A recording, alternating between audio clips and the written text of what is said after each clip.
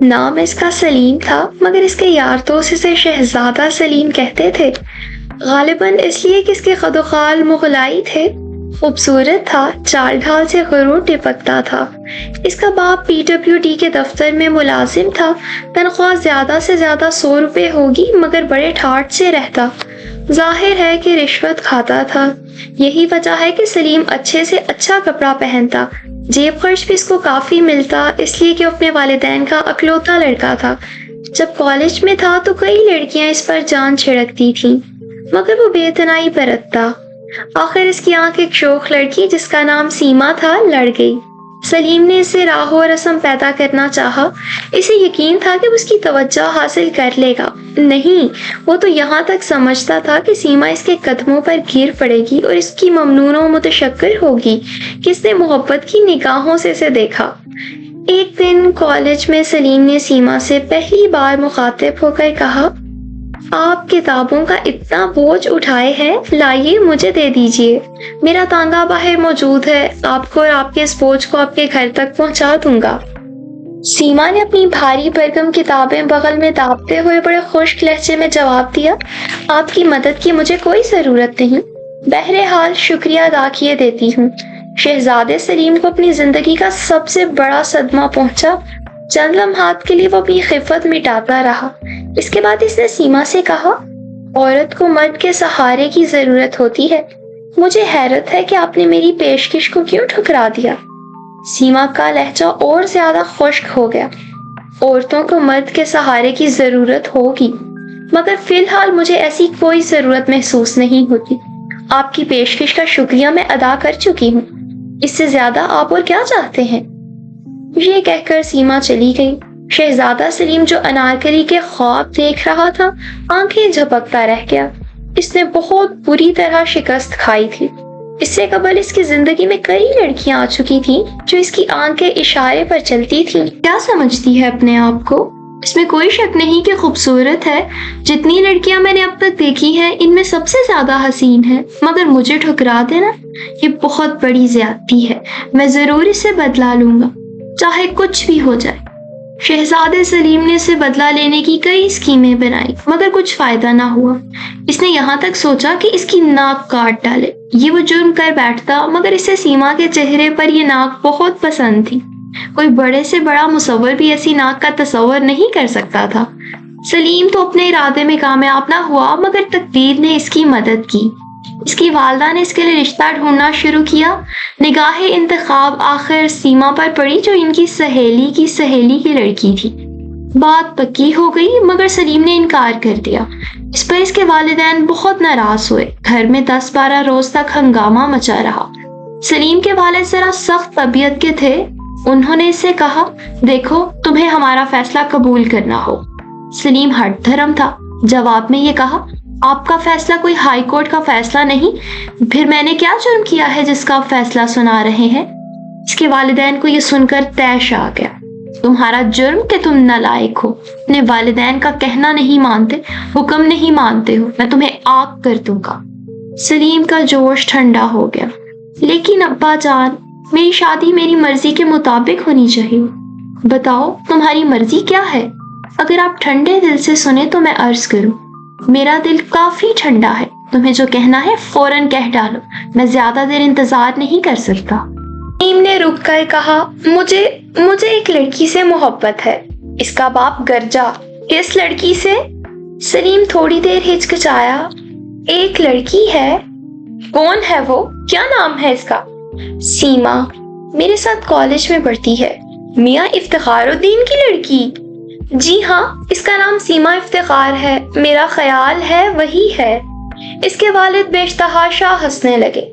خیال کے بچے، تمہاری شادی اسی لڑکی سے قرار پائی ہے، کیا وہ تمہیں پسند کرتی ہے؟ سلیم بوکھلا سا گیا۔ یہ سلسلہ کیسے ہو گیا اس کی سمجھ میں نہیں آتا تھا۔ کہیں اس کا باپ جھوٹ تو نہیں بول رہا تھا؟ سلیم سے جو سوال کیا گیا تھا اس کا جواب اس کے والد کو نہیں ملا تھا، چنانچہ انہوں نے کڑک کے پوچھا، سلیم مجھے بتاؤ کیا سیما تمہیں پسند کرتی ہے؟ سلیم نے کہا، جی نہیں۔ تم نے یہ کیسے جانا؟ اس سے ایک بار میں نے مختصر الفاظ میں محبت کا اظہار کیا، لیکن اس نے مجھے تمہیں مناسب نہ سمجھا۔ جی ہاں، بڑی بے رخی برتی۔ سلیم کے والد نے اپنے گنجے سر کو تھوڑی دیر کے لیے کھجلا اور کہا، تو پھر یہ رشتہ نہیں ہونا چاہیے۔ میں تمہاری ماں سے کہتا ہوں کہ وہ لڑکی والوں سے کہتے کہ لڑکا رضامند نہیں۔ سلیم ایک دم جذباتی ہو گیا۔ نہیں ابا جان، ایسا نہ کیجیے گا، شادی ہو جائے تو سب ٹھیک ہو جائے گا۔ میں اس سے محبت کرتا ہوں اور کسی کی محبت بیکار نہیں جاتی، لیکن آپ ان لوگوں کو، میرا مطلب ہے سیما کو، یہ پتہ نہ لگنے دیجیے گا کہ اس کی شادی مجھ سے ہو رہی ہے، جس سے وہ بے رخی اور بے تنائی کا اظہار کر چکی ہے۔ اس کے باپ نے اپنے گنجے سر پر ہاتھ پھیرا۔ میں اس کے متعلق سوچوں گا، یہ کہہ کر وہ چلے گئے۔ انہیں ایک ٹھیکیدار سے رشوت وصول کرنا تھی اپنے بیٹے کی شادی کے اخراجات کے سلسلے میں۔ شہزادہ سلیم جب رات کو پلنگ پر سونے کے لیے لیٹا تو اسے انار کی کلیاں ہی کلیاں نظر آئیں۔ ساری رات وہ ان کے خواب دیکھتا رہا۔ گھوڑے پر سوار باغ میں آیا ہے، شاہانہ لباس پہنے، گھوڑے سے اتر کر باغ کی ایک طرف جا رہا ہے۔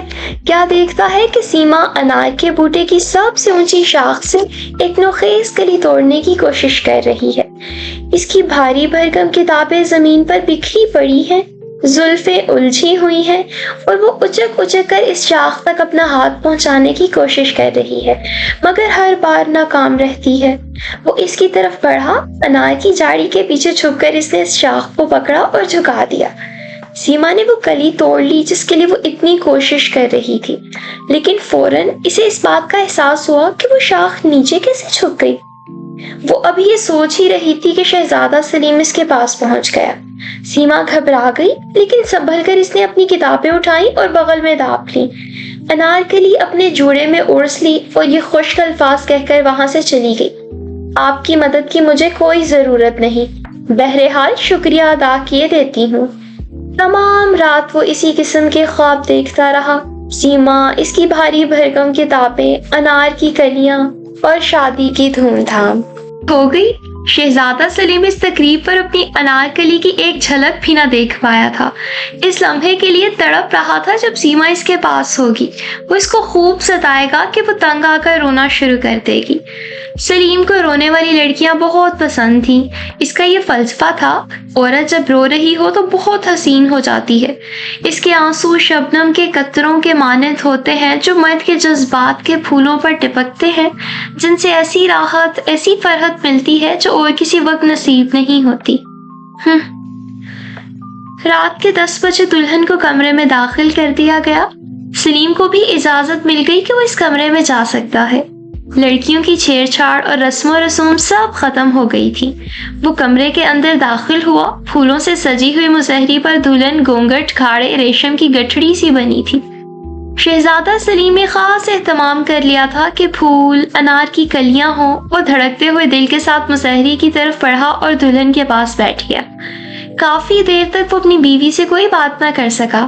اس کو ایسا محسوس ہوتا تھا کہ اس کی بغل میں کتابیں ہوں گی جن کو وہ اٹھانے نہیں دے گی۔ آخر اس نے بڑی جرأت سے کام لیا اور اس سے کہا، سیما۔